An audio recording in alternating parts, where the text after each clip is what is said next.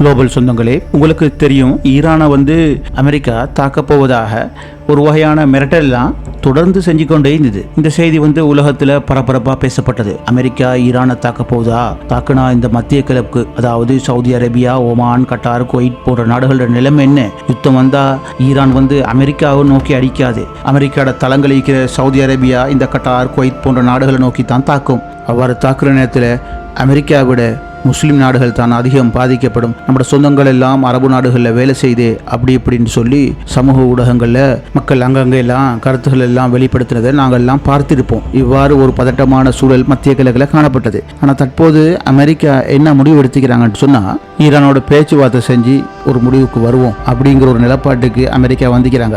இப்படித்தான் சென்ற முறை அமெரிக்கா ஜனாதிபதியாக டொனால்ட் ட்ரம்ப் இருந்த போது வடகொரியாவோட மோத போறேன், வடகொரியாவோட அணு ஆயுதங்களை களையணும், இல்லைன்னு சொன்ன வடகொரியா அழிக்க போறேன்னு சொல்லி ஜப்பான் கடல், கொரியா, தென்கொரியா கடல் அருகாமையில தங்களோட போர்க்கப்பெல்லாம் கொண்டு போய் நிப்பாட்டினாங்க. ஆனா வடகொரியா ஜனாதிபதி கிம் ஜாங்கும் ஒரே ஒரு செய்தி ஒண்ணுதான் அமெரிக்காவுக்கு அனுப்பினார். எப்படித்தான் அவங்களோட சமாதானம் பேசினாலும் எங்களை அழிக்காம விட மாட்டீங்கிறது எங்களுக்கு நல்லா தெரியும். ஆகவே நீங்க எங்களோட மேல ஒரு முறை குண்டு வீசினாலும் அது 1000 முறை வீசுறதுக்கு சமன் என்று சொன்னார். அதனால அடுத்த கணமே உங்க நாட்டிட மேல எங்களோட அணுகுண்டுகள் வீசப்படும் என்று சொன்னார். இதனால உலகத்துல நாங்களும் நீங்களும் இல்லாமல் சென்று விடுவோம் என்பதுதான் இதில் முடிவு என்று சொல்லி அமெரிக்காவுக்கு அந்த செய்தி கிடைக்கிற வகையில தெளிவா ஊடகங்களுக்கு அறிவித்திருந்தார். பின்னர் என்ன நடந்தது? உடனே அமெரிக்கா வடகொரியாவோட சமாதானம் பேசுவோம்னு சொல்லி சிங்கப்பூர்ல கூப்பிட்டு பேசினாங்க. மிக நீண்ட காலமாக தனது சொந்த நாட்டை விட்டே வெளியே வராத கிம் ஜாங் உன், அதாவது வடகொரியா ஜனாதிபதி, சிங்கப்பூருக்கு டொனால்ட் ட்ரம்போட பேச்சுவார்த்தை நடத்த போனார். ஆனா அந்த பேச்சுவார்த்தை ஃபெயிலியரா தான் முடிஞ்சுது. அதனால அமெரிக்காவுக்கு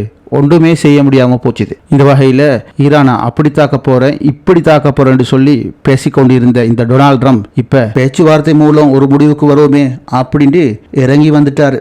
அதுவும் எப்படி வந்திக்கிறார் தெரியுமா? வாங்க நாங்கள் நேராக பேசுவோம், அதாவது வடகொரியாவோட கிம் ஜாங்கோட பேசின மாதிரி நாங்கள் 2 பேரும் நேராக பேசிக்கொள்வோம்னு சொல்லி டொனால்ட் ட்ரம்ப் செய்தி அனுப்பிக்கிறார். ஆனா ஈரான் ஓமான் ஊடாக திட்ட தெளிவாக அனுப்பிக்குது. சர்வதேச விதிகளை பேணாத ஒரு நாட்டோட ஈரான் குடியரசு பேச தயாரா இல்லைன்னு சொல்லி ஓமான் ஊடாக ஈரான் செய்தி அனுப்பியுள்ளது. இந்த பேச்சுவார்த்தையை பற்றி டொனால்ட் ட்ரம்ப் என்ன சொல்றாரு தெரியுமா? 2003ஆம் ஆண்டு லிபியாவோடு செய்த மாதிரி அணு ஆயுத ரகசிய பரவலாக்க தடை ஒப்பந்தம் போல ஒன்றைத்தான் நாங்க ஈரானோட செய்ய விரும்புறோம் அப்படின்னு டொனால்ட் ட்ரம்ப் சொல்லிக்கிறார்.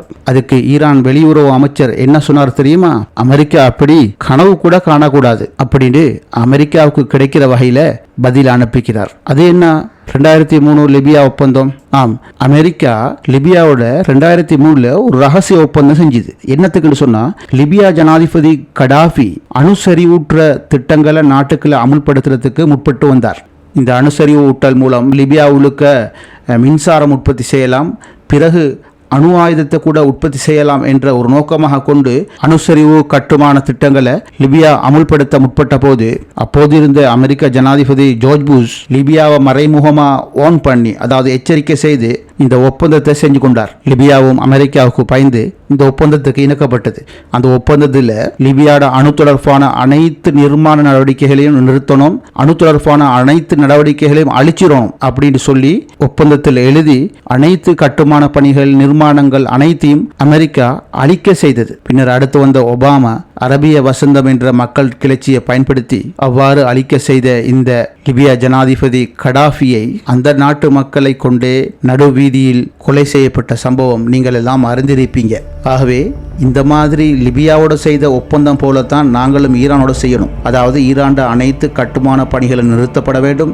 இதுவரையும் ஈரான் செய்து வந்த அணு மற்றும் ராக்கெட் தொழில்நுட்பம் அனைத்தையும் அமெரிக்காவுக்கு வெளிப்படையாக காட்டித்தர வேண்டும். பின்னர் அவை அனைத்தும் அமெரிக்காவோடு இணைந்து ஈரானுக்குள் அளிக்க வேண்டும் என்றது போல ஒரு ஒப்பந்தத்தை ஈரானோட செய்யறதுக்கு அமெரிக்கா தூது அனுப்பிக்குது. இந்த செய்திக்கு பதில் வழங்குற முகமாகத்தான் ஈரான் வெளிநாட்டு அமைச்சர் சொல்லிக்கிறார், இந்த மாதிரி ஒப்பந்தத்தை அமெரிக்கா கனவுல கூட காண வேணாம்னு சொல்லி அனுப்பிக்கிறார். இந்த வகையில அணுசரிவூட்டல்ல சுமார் 95% அணுசரிவூட்டுனா ஒரு அணு ஆயுதம் தயாரிக்கக்கூடிய வல்லமையை அந்த நாடு பெற்றுக்கொள்ளும். ஆனால் இதுவரையும் ஈரான் 60% அணுசரிவூட்டலை தான் செஞ்சிக்கிறதா ஈரான் குறிப்பிடுது. ஆகவே எங்களோட அணுசரிவூட்டல் சம்பந்தமான நடவடிக்கைகளை நாங்கள் திறந்து தர தயார். யாருக்கு திறந்து தருவோம்னு சொன்னா, சர்வதேச அணு பரவல் தடுப்பு ஆணைக்குழுவுக்கு மாத்திரம் எங்களோட நடவடிக்கைகளை திறந்து காட்ட தயாராக இருக்கிறோம். நாங்கள் சர்வதேச விதிமுறைகளை மீறும் வகையில் செயல்படவில்லை என்பதை ஈரான் மீண்டும் மீண்டும் வலியுறுத்தி வராங்க.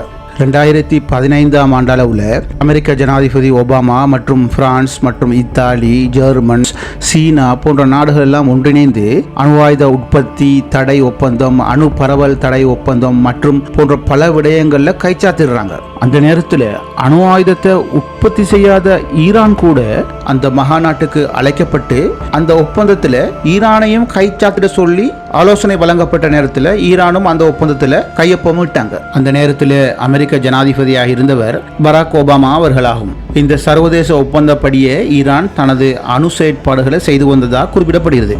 ஆனால் டொனால்ட் ட்ரம்ப் வந்த பிறகு 2015 செய்யப்பட்ட அந்த ஒப்பந்தத்தை டொனால்ட் ட்ரம்ப் கிழிச்சு எறிஞ்சிட்டார்னு சொல்லலாம். அதாவது முழுமையாக ரத்து செஞ்சிட்டார். இவ்வாறு ரத்து செஞ்ச டொனால்ட் ட்ரம்ப் தற்போது ஈரானை புதிய ஒரு ஒப்பந்தத்துக்குள்ள கையொப்பமிட சொல்லி ஈரானை ஒவ்வொரு வகையில் அச்சுறுத்தி வந்தது நீங்க அறிஞ்ச விஷயம்.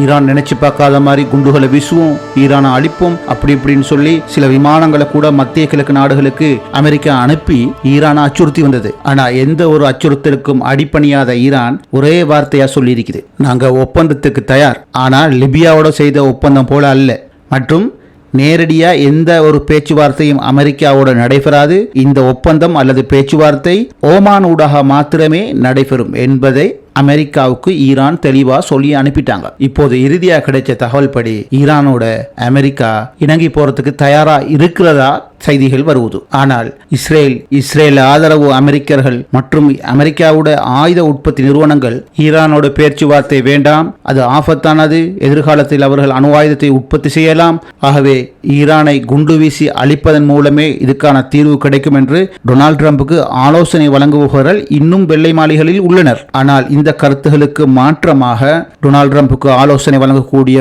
ஆக்கப்பூர்வமான மனிதர்கள் நின்று கொண்டே இந்த ஈரான் மீதான தாக்குதல் எவ்வகையான விளைவை ஏற்படுத்தும் என்று டொனால்ட் ட்ரம்புக்கு எடுத்து கூறி மத்திய கிழக்கின் ஈரான் சம்பந்தப்பட்ட பதட்ட நிலையை குறைத்து வருவதாக செய்திகள் கிடைக்கிறது. இந்த வகையில் வரும் வாரத்தில் ஈரான் அமெரிக்காவோடு அணு செறிவூட்டல் சம்பந்தமான சில ஒப்பந்தங்களை மாத்திரம் மேற்கொள்ள இருப்பதாக தகவல்கள் கிடைக்கப்பெறுகிறது. இருப்பினும் சில சர்வதேச ஊடகங்கள் இல்லை, ஈரான் எப்போதோ அணு ஆயுதங்களை தயாரித்து விட்டது, ஈரானிடம் அணு ஆயுதங்கள் காணப்படுகிறது, அண்மையில் ஈரானில் நடந்த பூமி அதிர்ச்சியில் கூட ஈரானின் அணு பரிசோதனையாக இருக்கலாம் என்று இந்த ஊடகங்கள் சர்வதேசத்தில் கருத்து வெளியிட்டு வாரதும் இங்கு குறிப்பிடத்தக்கது.